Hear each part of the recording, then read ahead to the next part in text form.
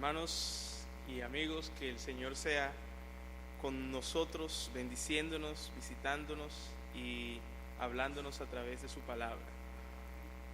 Quiero que por favor me acompañen en oración. Señor, nuevamente aquí tu pueblo, en tu casa, te hemos adorado a través de la lectura de tu palabra, a través de las alabanzas, a través de las ofrendas. Y es nuestra intención seguir glorificando tu nombre ahora a través de la exposición de tu palabra. Te pedimos que tú nos des corazones receptivos, que estén atentos a tu verdad. Dígnate, oh Señor, en hablarnos, que tú obres a pesar de mis debilidades y pecados, que mis debilidades sean fortalecidas y que mis pecados sean perdonados por Cristo Jesús, y que, oh Señor, tu pueblo pueda escuchar tu voz a través de tu palabra fielmente expuesta. Que aquellas personas que todavía no te conocen, Señor, puedan llegar hoy a conocerte. Es nuestro deseo y anhelo, para que junto con los cielos nosotros celebremos la conversión de un pecador más. Señor, nuevamente necesitamos de ti, pero sabemos que toda la necesidad que tenemos se encuentra suplida en ti y en tu Hijo Jesucristo, en tu Espíritu, y por eso confiadamente esperamos a que tú responderás nuestras peticiones. En el nombre de Jesús, amén. El pasaje bíblico del cual he decidido predicar en esta noche es un versículo que tiene tan solo 30 palabras. Y aunque el versículo es simple, no por eso deja de perder su majestad. Las siguientes palabras del teólogo Charles Hodge le caben perfectamente a este versículo. El Evangelio es tan simple que los niños pequeños pueden entenderlo, y también tan profundo que los más sabios teólogos nunca agotarán sus riquezas. Termina la cita. Martín Lutero llamó a este versículo la Biblia en miniatura, y uno de los evangelistas más populares de nuestros tiempos dijo acerca de este versículo: aquí está el Evangelio en pocas palabras. Todo lo que necesitas saber sobre la redención y la salvación se encuentra en este versículo de la Escritura. Termina la cita. Este versículo, el cual vamos a considerar esta noche, ha inspirado miles de sermones y ha inspirado a cientos de misioneros a dejar su zona de comodidad para llevar el Evangelio de salvación en Jesucristo hasta lo último de la tierra. Este versículo también ha sido utilizado por el Espíritu Santo para atraer multitudes de personas a los pies del Señor Jesucristo. El versículo bíblico del cual he decidido predicar en esta noche es también el versículo más citado de la Biblia, y en consecuencia es el versículo más popular de esta. La cadena de ropa Forever 21 lo imprime en la parte inferior de sus bolsas plásticas, y el jugador de fútbol americano llamado Tim Tebow imprimió este versículo en la parte inferior de su ojo derecho durante el campeonato de BCS del 2009, lo que hizo que este versículo fuera la principal búsqueda en Google por 24 horas, generando más de 90 millones de búsquedas. El versículo de esta noche se encuentra en el contexto de una conversación que Jesús tuvo con un maestro importante entre los judíos llamado Nicodemo. Este último se acercó a Jesús de noche e inició una conversación con él. En esta conversación Jesús presentó la necesidad de nacer de nuevo por el Espíritu Santo para poder ver y entrar en el reino de Dios. Y aunque el nuevo nacimiento es una obra soberana de Dios aparte del hombre, en este pasaje queda claro que la responsabilidad del hombre es creer en el Hijo del hombre, es decir, en Jesús mismo, para así tener vida eterna. Y esa vida eterna es con toda seguridad para todo aquel que cree. Y esta vida eterna es una seguridad, es posible gracias o debido a lo que se dice en el versículo que vamos a considerar en esta noche. Como ya muchos de ustedes habrán deducido, el versículo que vamos a considerar esta noche es Juan 3:16. Quiero que me acompañen a Juan 3:16 y vamos a leer este versículo que dice: porque de tal manera amó Dios al mundo, que ha dado a su Hijo unigénito, para que todo aquel que en él cree no se pierda, mas tenga vida eterna. El versículo dice: de tal manera amó Dios. Y la idea aquí es que la manera en la cual Dios amó fue grande, muy grande, fue grandísima. Dios amó muchísimo. La Nueva Traducción Viviente traduce esta línea de la siguiente manera: Dios amó tanto. Como una copa que se llena de vino y rebosa, así Dios está lleno de amor. Y ese amor del cual Dios está lleno, Él lo manifestó de algunas maneras, como los vamos a ver en esta noche. El amor de Dios es tanto su afecto, el afecto de su corazón, como una resolución de hacer el bien. O dicho de otra manera, que su afecto interior se manifiesta externamente a favor del otro.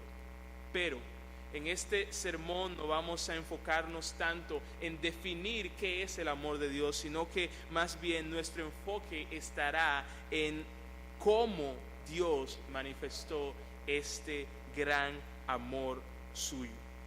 Y sabemos en primer lugar, y ese es nuestro primer punto, que el amor de Dios es grande debido a los receptores de este amor.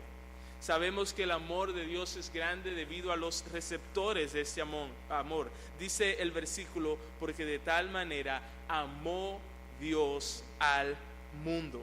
Amó Dios al mundo. John MacArthur nota que para Juan la palabra mundo tiene tres tonalidades. Número 1, el universo físico creado.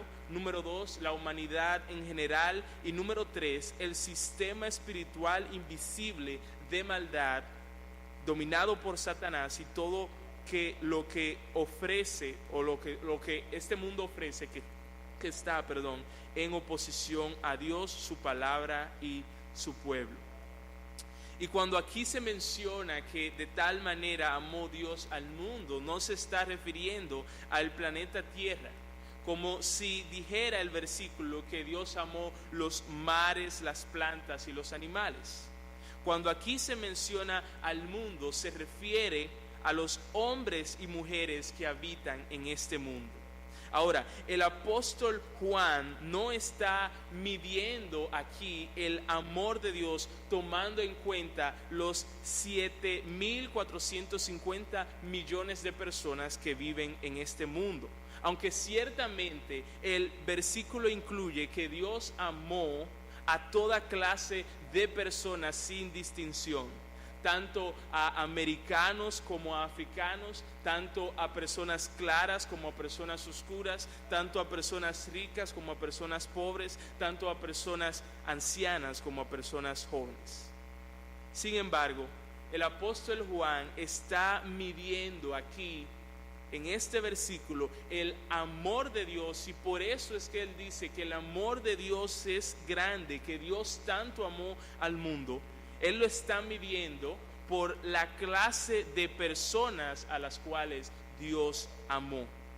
Juan aquí no tiene tanto en mente la cantidad de personas que hay en el mundo, sino la calidad moral de las personas que hay en el mundo.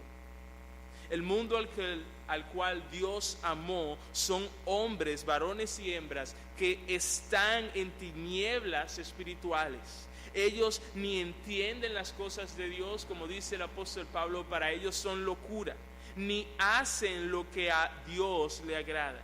Ellos tenían enfrente las tinieblas y la luz, y ellos prefirieron las tinieblas, tal como dice Juan 3:19. Y esta es la condenación, que la luz vino al mundo y los hombres amaron más las tinieblas que la luz, porque sus obras eran malas. El mundo al cual Dios amó es pecador. Es por eso que en el capítulo 1, versículo 29 de Juan se dice: el siguiente día vio Juan a Jesús que venía a él y le dijo: he aquí el Cordero de Dios que quita el pecado del mundo. El mundo al cual Dios amó hace malas obras. Es por eso que en el capítulo 7, versículo 7 de Juan se dice: no puede el mundo aborreceros a vosotros, mas a mí me aborrecen, porque yo testifico de él que sus obras son malas. El mundo al cual Dios amó fueron los hombres y mujeres que cuando su creador y dueño legítimo vino, ellos no lo conocieron o no lo recibieron. Aquella luz verdadera que alumbra a todo hombre, dice los versículos 9 al 11 de Juan capítulo 1, venía a este mundo, en el mundo estaba y el mundo por él fue hecho, pero el mundo no le conoció. A lo suyo vino y los suyos no le recibieron. Es como si el dueño de la casa fuera su propia casa y aquellos que están dentro de la casa le cierran la puerta en su cara. El mundo al cual Dios amó odia a Jesús y a todos los que se parecen a él. Por eso dice en el capítulo 15, versículo 18: si el mundo os aborrece, sabed que a mí me ha aborrecido antes que a vosotros. Fue a esa clase de personas a quien Dios amó. Nosotros, tú y yo, somos esa clase de personas a las cuales Dios amó. Cuando hablamos de amar a tus amigos, cuando hablamos de amar a los que te aman, cuando amamos a los que nos tratan bien, nada de eso es algo fuera de lo común. Pero amar a tus enemigos, amar a aquellos que te odian, amar a personas que te matarían si tuvieran la oportunidad de hacerlo, eso es amor verdaderamente extraordinario. Y tal amor en verdad tiene la marca que dice hecho en el cielo, porque tú no puedes encontrar en ninguna otra parte este tipo de amor. Solamente mucho amor haría tal cosa posible. Y esto es bueno aclarar, no es porque Dios esté buscando algún beneficio del mundo, no es porque Dios esté buscando el lado al mundo para que el mundo beneficie a Dios como si Dios tuviera alguna necesidad. No, más bien Dios está buscando beneficiar al mundo. ¿Qué podría Dios necesitar del mundo? Todo lo que el mundo podría ofrecer ya es de Dios, y todo lo bueno que el mundo ya tiene proviene de Dios. Así que esto no se trata de que Dios está tratando de ser beneficiado por el mundo, sino más bien que se trata de que Dios está buscando por amor beneficiar al mundo. Nuestro segundo punto es que nosotros sabemos que el amor de Dios es grande debido a la clase de regalo que Él dio. Nosotros sabemos que el amor de Dios es grande debido a la clase de regalo que Él dio. Dice el versículo que ha dado a su Hijo unigénito. Y yo digo regalo porque el versículo dice que Dios ha dado. El versículo no dice que Dios ha pagado a quienes hicieron una compra. El versículo tampoco dice que Dios ha intercambiado. No, el versículo dice que Dios ha dado. Es un regalo, es algo gratuito. Y el regalo que Dios dio no fue una cosa con la que nosotros no podemos tener una relación o no podemos tener comunión. El regalo que Dios dio no fue algo que se desgasta con el tiempo. El regalo que Dios dio no fue un chocolate, no fue un peluche, no fue un carro, no fue una novia, no fue una casa, la casa de tus sueños. El regalo que Dios dio no fue dinero, fue algo mucho, mucho, mucho mejor que todas esas cosas combinadas. Dios no se aferró a Jesús como aquel niño que no quiere dar su último dulce, no quiere dar su última golosina porque dice, es mi última y si yo te la doy, me voy a quedar sin nada. Dios no hizo eso. Más bien Dios lo dio. Y aunque es cierto, y esto revela mucho amor, Juan no está midiendo el amor de Dios en que Él dio al único hijo que tenía y que no tenía otro para dar. Vuelvo a repetir, aunque eso es cierto, que Dios dio al único hijo que tenía y que no tenía otro para dar, pero Juan aquí no está midiendo el amor de Dios por eso. Lo que el apóstol Juan tiene en mente va más allá de simplemente eso. Y la clave para entender qué es lo que el apóstol Juan tiene en mente está en el significado de unigénito. Unigénito viene de la palabra griega monogenes. Esta palabra no significa primero en ser engendrado. La misma palabra se le aplica a Isaac en Hebreos 11:17, aunque Isaac no fue el primero en ser engendrado por Abraham, sino que fue Ismael. Así que cuando se dice que Jesucristo es el unigénito de Dios, no se está refiriendo a que Jesucristo es el primero en ser engendrado por Dios, como si Él fuera un Dios menos que Dios y por encima de la creación. No. Cuando la Biblia dice que Jesucristo es el unigénito de Dios, lo que está queriendo decir es que Jesucristo es único en su clase. Asimismo, se dice en el diccionario expositivo Vine, la expresión sugiere el concepto del más profundo afecto, como en el caso de la palabra hebrea en el Antiguo Testamento, Yahid, variante traducida como único.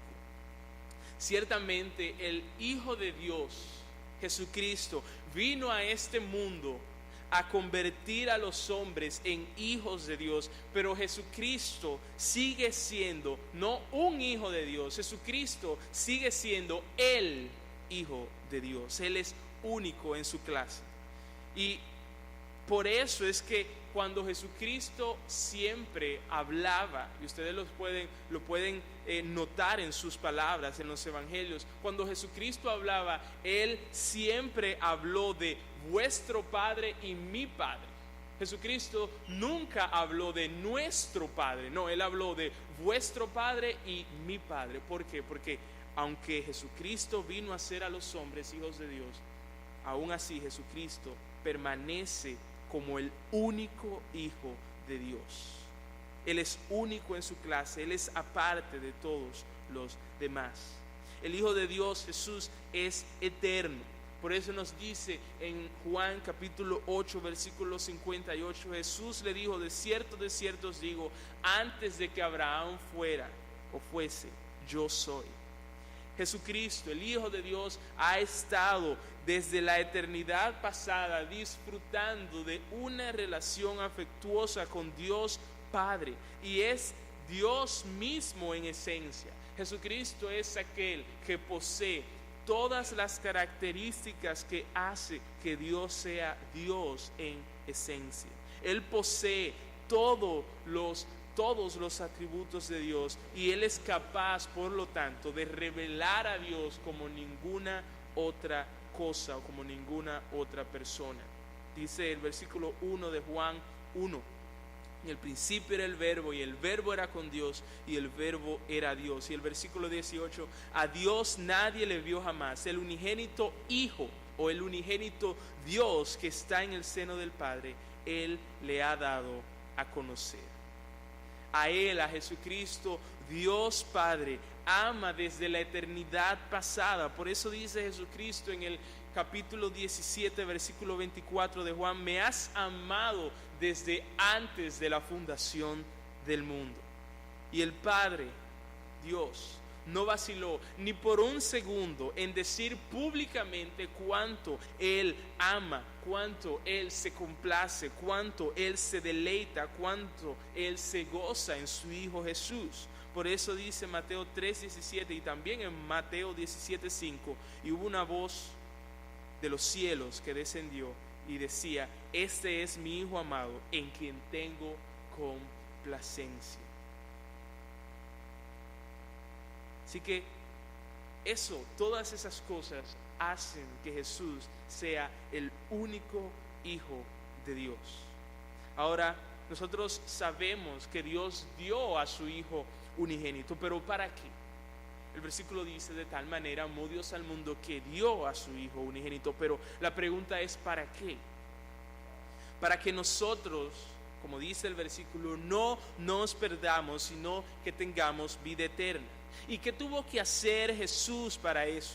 Jesús no fue que Él vino como un negociador entre dos partes que estaban en conflicto, sino que Él mismo se convirtió en la ofrenda por el pecado. Jesús vivió en perfecta obediencia a Dios, algo que nosotros no hicimos, pero sufrió la muerte más cruel como castigo de Dios para que nosotros no tengamos que sufrir esa muerte. Y ese es, hermanos y amigos, el regalo que Dios ha dado. Y ese es, hermanos y amigos, ¿qué clase de regalo es este? Este es el mejor regalo de todos.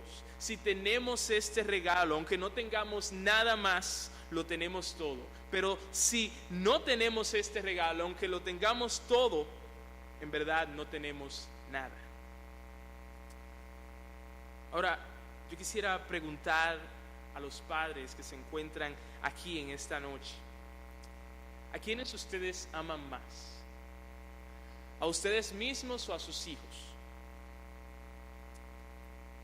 Y yo sé que la respuesta de todos aquí es: obviamente yo amo más a mis hijos que a mí mismo. Y qué grande es el amor de los padres por sus hijos. Ellos preferirían, antes de que sus hijos murieran, que ellos mismos murieran. Pero cuán grande es el amor de Dios, que Él entregó a su Hijo unigénito. Dar la vida de tu hijo por tus amigos es una demostración, ya de por sí, darla por tus amigos es una demostración de mucho amor. Pero dar la vida de tu hijo por tus enemigos, por criminales que merecen condenación, es una demostración no simplemente de amor, sino de mucho amor, de un amor que no tiene comparación. Y eso fue lo que Dios hizo. Aquellos que no son padres, yo quiero que allí piensen por un momento en algo o en alguien a quienes ustedes amen mucho. Y la pregunta es: ¿lo darías?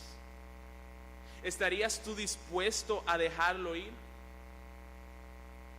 Oh, qué grande es el amor de Dios. Él dio el tesoro más preciado que Él tenía. Él dio a su Hijo Jesucristo por un mundo pecador. Y por eso es que Juan dice: de tal manera amó Dios. Por eso es que Juan dice: tanto amó Dios al mundo. ¿Y cómo tú sabes eso? En que Él amó al mundo y dio a su Hijo unigénito.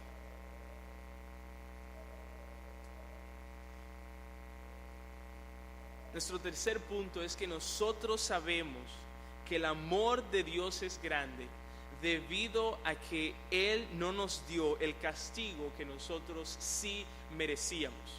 Nosotros sabemos que el amor de Dios es grande debido a que Él no nos dio el castigo que sí merecíamos.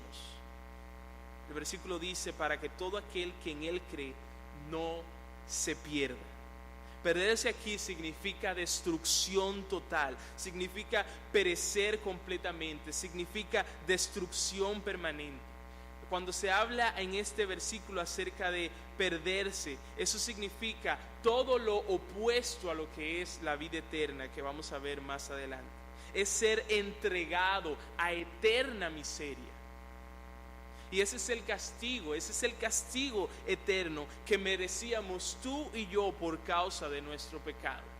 Sería justo, muy justo, que Jesucristo viniera en este mismo momento en llama de fuego y castigue con eterna destrucción al mundo y que los excluya de la presencia de Dios y de su gloria. Eso sería algo justo, pero eso no es lo que aquellos del mundo que creen en Jesucristo reciben. Ese fue el castigo más bien que Jesucristo sufrió, que Jesucristo tomó sobre sí para que aquellos del mundo que creen en Él no tengan que sufrirlo.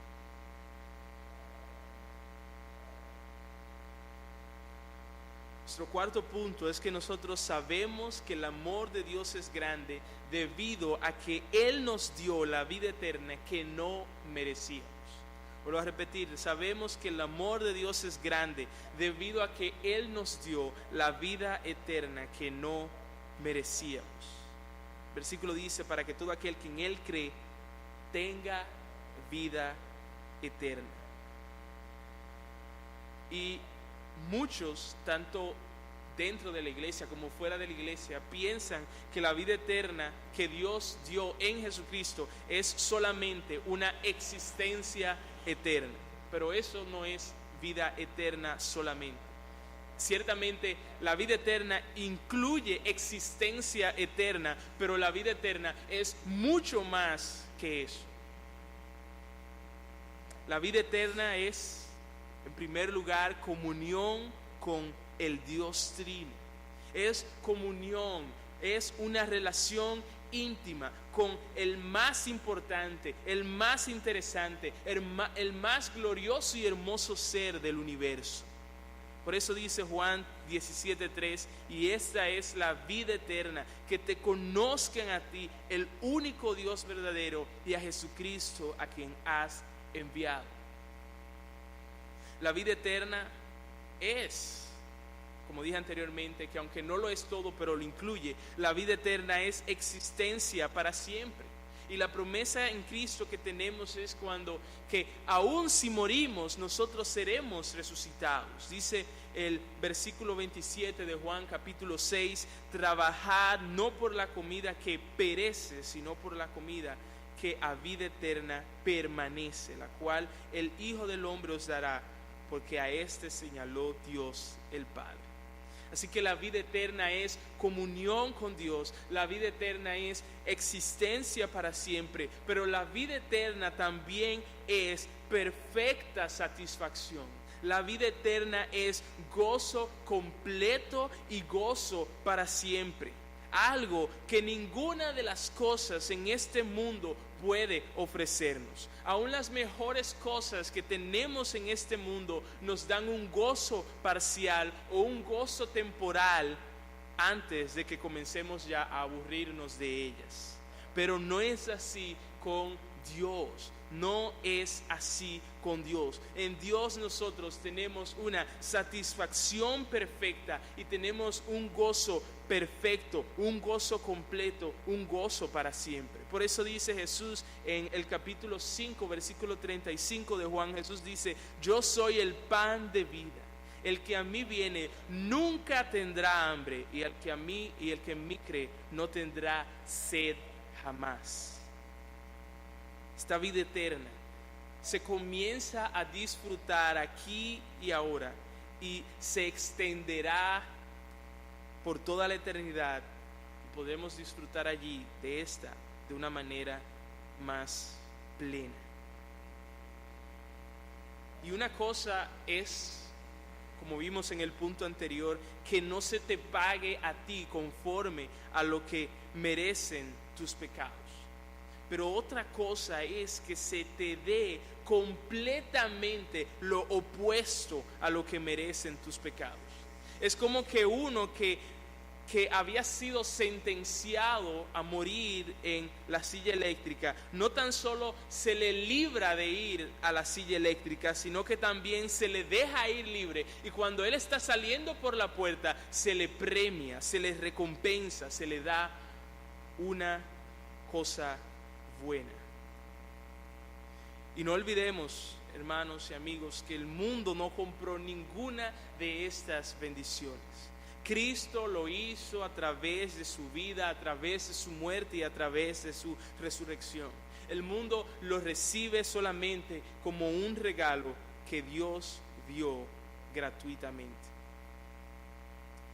Y hasta aquí hemos visto que el amor de Dios se muestra como muy grande en el hecho de a quienes Dios amó, a un mundo pecador, en el hecho de la clase de regalo que Dios dio, su Hijo unigénito, también en que Dios no nos dio lo que nosotros sí merecíamos, ser entregados a miseria eterna, y que Dios nos dio lo que nosotros no merecíamos o no ganamos, como es la vida eterna.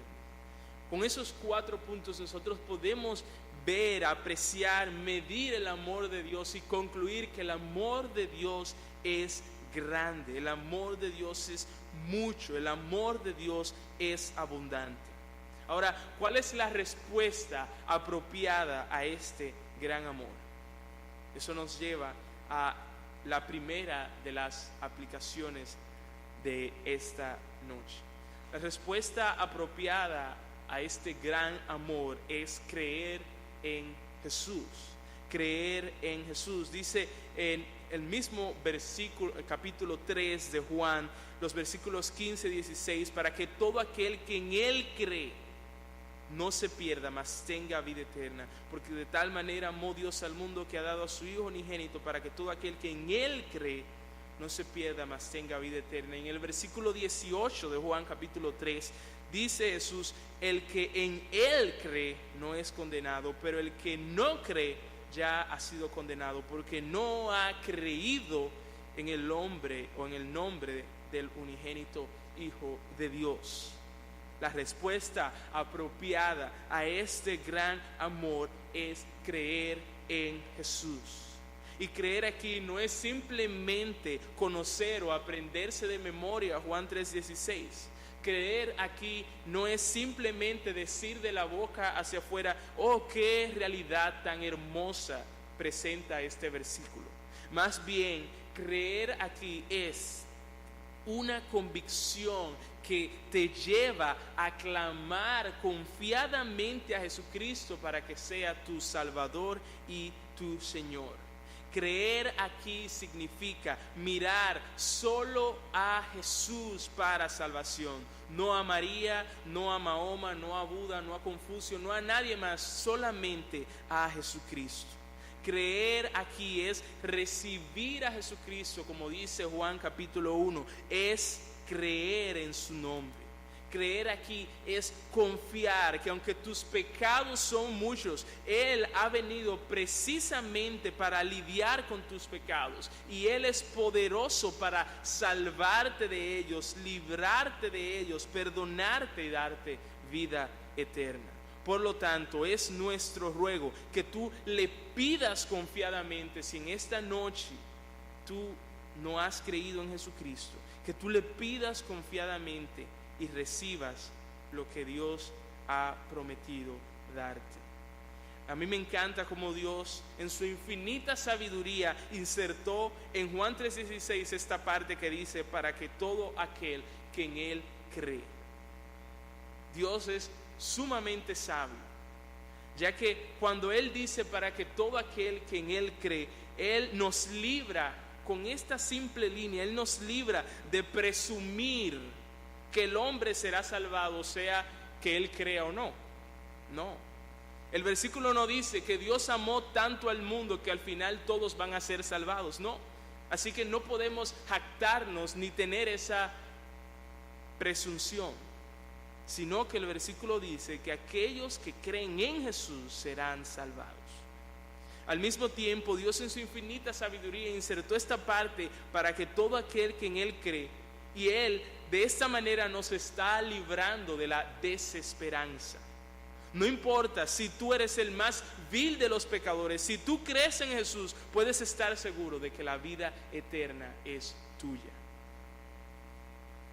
Amigo, que me escuches, Dios, nuestro Dios, no se complace en la muerte del impío. Amigo, Dios no quiere que ninguno perezca. Amigo, Dios quiere, tal como dice su palabra, que todos los hombres sean salvos. Arrepiéntete de tus pecados y cree en Jesús. Suelta ahora mismo todos aquellos sucios pecados a los cuales antes tú te aferrabas, y ahora extiende tu mano vacía a Dios para recibir el regalo de su gracia.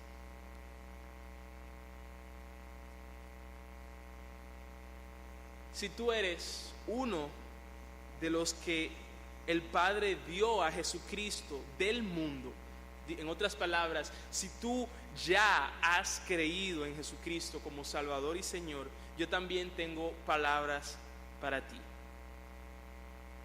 Sabe, deleítate y da gracias a Dios por el hecho de que tú, hermano, que estás hoy escuchándome, eres amado.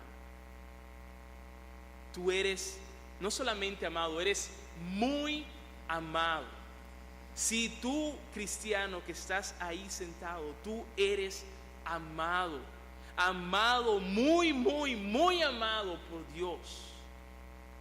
Y especialmente yo quiero que los creyentes solteros, que los creyentes que son, las creyentes que son viudas, los creyentes que están divorciados, los creyentes huérfanos o los creyentes que en este momento se encuentran en una gran aflicción, no olviden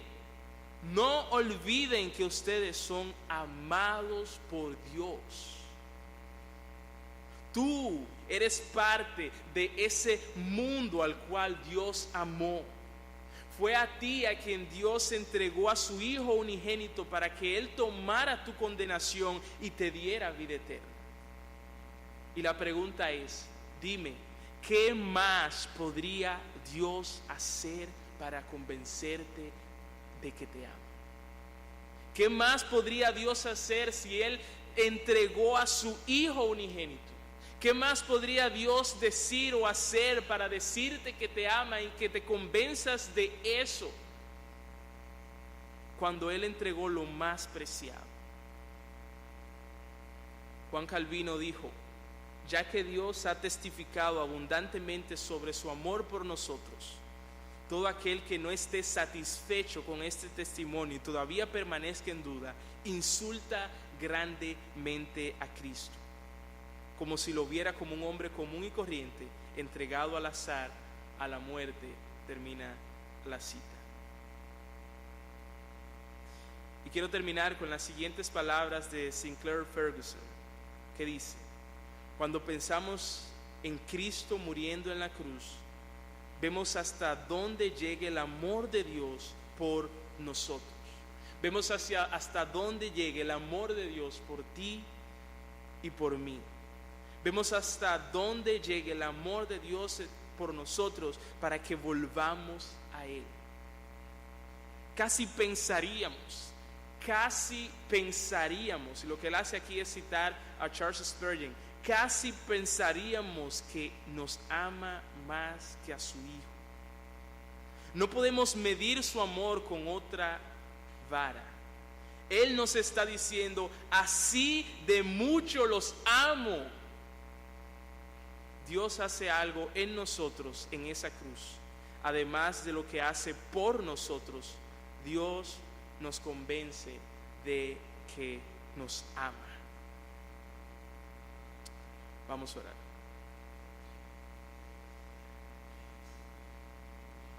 Oh Señor, haz tú por tu Espíritu y tu palabra lo que yo no puedo hacer. Convierte corazones, Convence corazones de tu amor por ellos, de tal manera que ellos puedan regocijarse, deleitarse, dar gracias por el gran amor que tú has demostrado por pecadores como nosotros al enviar a tu Hijo Jesucristo para que tomara sobre sí nuestra condenación y nos diera vida eterna.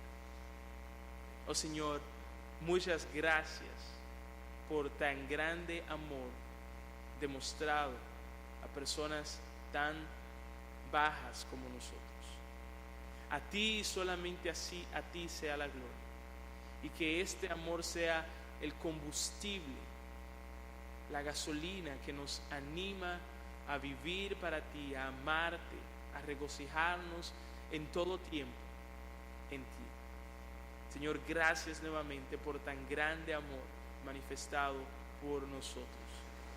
No queremos, oh Señor, traer dolor a tu corazón al no creer que tú nos amas. No queremos traer deshonra al nombre de Cristo al no estar convencidos de que tú nos amas. Por lo tanto, por tu Espíritu, ayúdanos, Señor, a estar completamente seguros de tu amor por nosotros, a pesar de las circunstancias en las cuales nosotros nos podamos encontrar.